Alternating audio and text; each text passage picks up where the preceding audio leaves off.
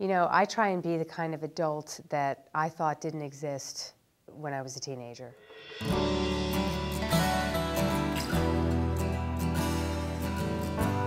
I generally give a week-long program. It's 4 or 5 days, depending on the number of kids and the size of the grade.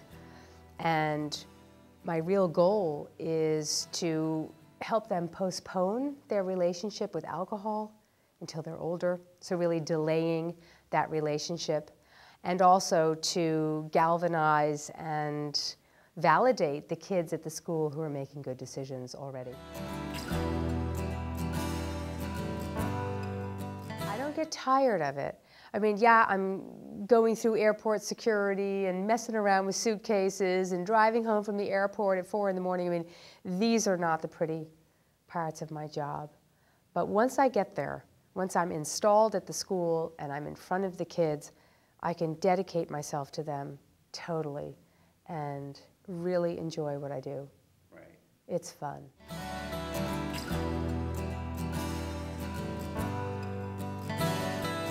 American kids, what's really the point here, is those who are drinking, even though it's a minority, are drinking very dangerously.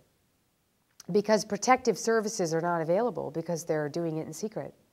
You know, they're in the woods, they're in somebody's basement, there's no adults around, and they're afraid to even call if something goes wrong because they don't want to bust the whole party. So, it's a problem.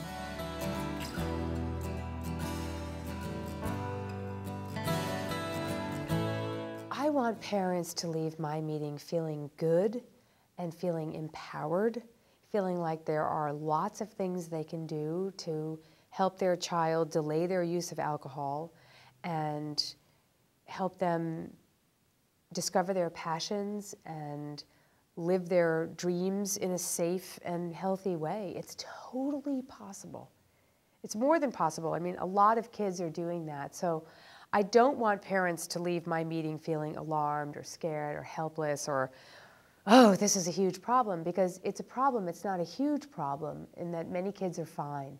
And if we could find a way to galvanize those kids, I think they could change their peers' attitudes more than we can as adults, like kid to kid. Right. That would be cool. I don't think you have to be a recovering, addict to do this job well at all. I think you have to really love kids and know what you're talking about. And then you can do the job well. Like, you could come in and do it. If you had the material and you liked kids and you wanted to just engage them in a conversation, you'd be fine.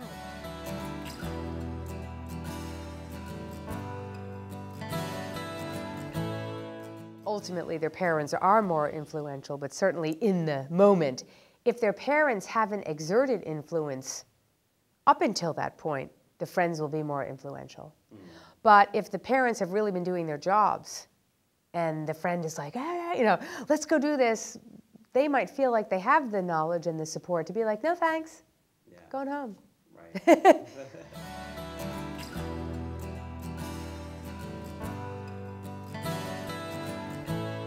would ask it as a question, where do you think they're headed?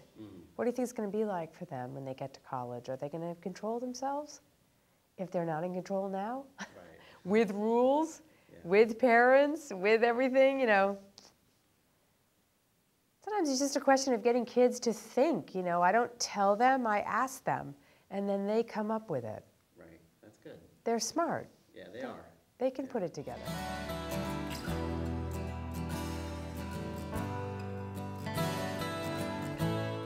I think a lot of people think that kids feel invincible. Like, I'm going to live forever and I can't die and, I'll always be young.